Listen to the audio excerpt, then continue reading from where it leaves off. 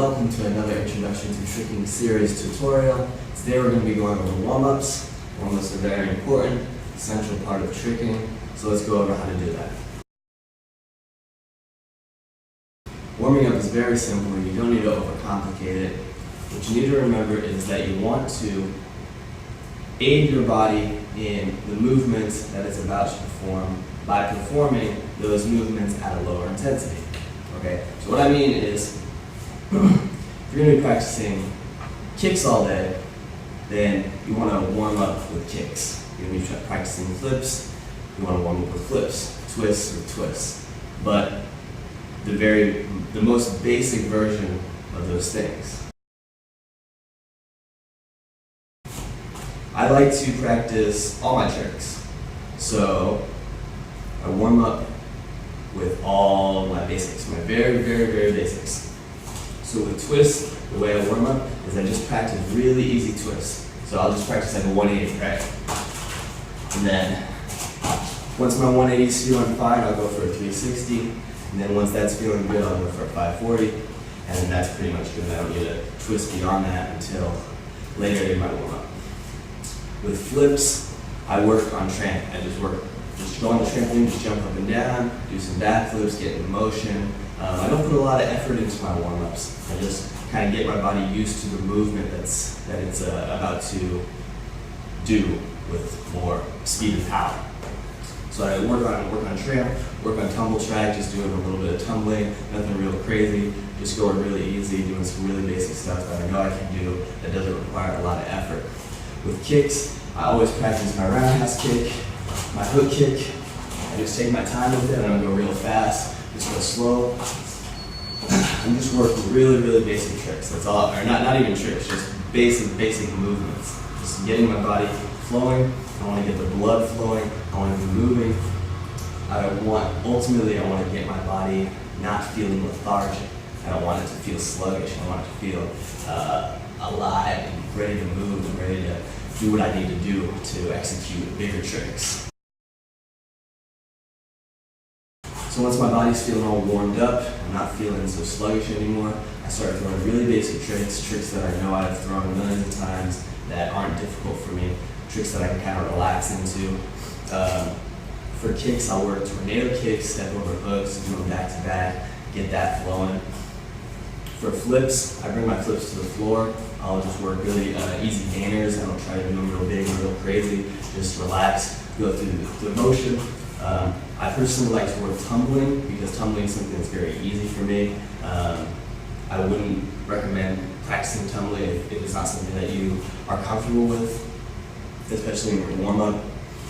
I also like to, when I'm working on my twists, I'll go a little bit harder. I'll work like a pop 7 or a pop 9 or whatever. I'll just jump twist and maybe stick my leg out. I also like to work B kicks and B twists because those are kind of like a weird movement that's not really related to anything else. So I'll work those because those are super easy for me. I also like to work my setup type tricks like cartwheel, touchdown rise, and scoot because those are all really easy for me. Just go through the motion, make sure I get some swing out of it, make sure I get some pop out of it. Just get my body ready to execute larger, more difficult tricks. At this point, my body's feeling pretty good. I'm ready to start throwing tricks normally, more or less. The way my session usually works is after my warm-up, I'll do basics with a lot of transitions. So I'll work on like swing throughs, wraps, things like that. Just tricks that I know I can do, but I try to switch to the transition a little bit, like the transitions that I want. Because I'm still executing basic tricks, but I'm still warming up my body because I might not necessarily know how to do those transitions. Once I'm feeling good, my transitions are going good, I'm getting more pumped, that's when I start executing harder tricks. And I'll do those until I'm pretty much pooped, and then once I'm pooped, I go back to transitions and drill and basics pretty much. So my session usually goes like this. In intensity, gets more intense, kind of plateaus, and then it goes back down, and then I stop.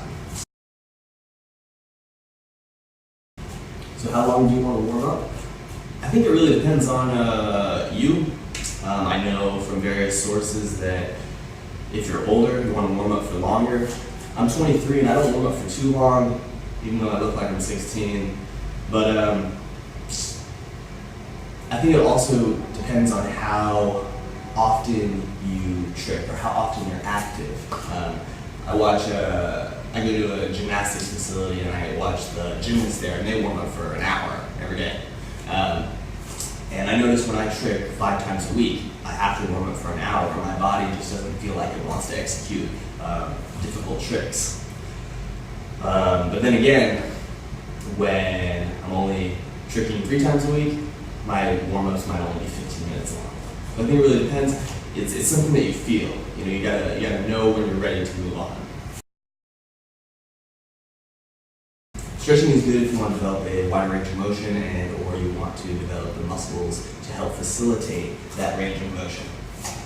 Stretching is a huge topic in and of itself, and I can't cover it all in this tutorial, but I'll just give you some basic types of stretches so you know what they do. And this really summarizes, not in-depth at all. You have static stretching. Static stretching is when you go into a position and you hold it. This is good after session. It helps cool down the body. There's dynamic stretching, which is movement type stretching. This is good before session as a warm-up. It helps warm up the body, get the blood flowing. You've got active isolated stretching, which is when you hold a position, like how I'm doing right here. That's good to develop the muscles to facilitate either isolated movements or dynamic movements. You've got P&F stretching, which is if I were like going into a straddle position, I would think about consciously contracting these muscles, the muscles that I'm stretching. That's good. That's similar to static stretching. It's a little bit safer. Then you have ballistic stretching, which is when you like bounce and to stretch a muscle. You see a lot of wushu athletes doing this. It helps plateau. It helps if your static stretching comes to a plateau, albeit it's more dangerous. So that's just a short, condensed version of different types of stretching. In no way is that in depth at all. How this applies to your warm-up, essentially you want to, like I said earlier, practice the movements that you're going to be practicing later at a lower intensity. So if you have a hard time lifting your leg up, then work dynamic stretches.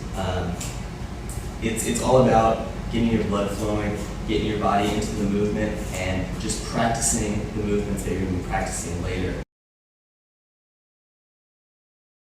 Jogging is good. It gets your blood flowing, it gets you warmed up, it helps you from feeling sluggish and lethargic.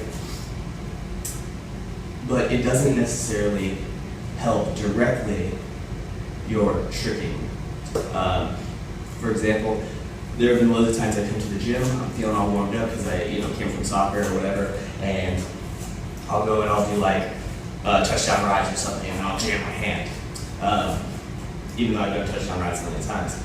It's because I didn't warm up per se. Like I didn't develop the aerial awareness. My brain, it still doesn't know what's going on because it's used to running, but it's not used to doing a touchdown rides. So it's a good idea to still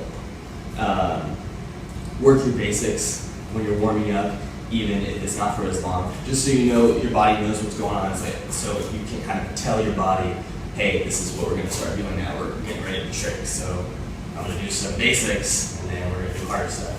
So that's something else to keep in mind. So that's pretty much it for my warm-up tutorial. I hope this video helped, guys, and I'll see you in the next one.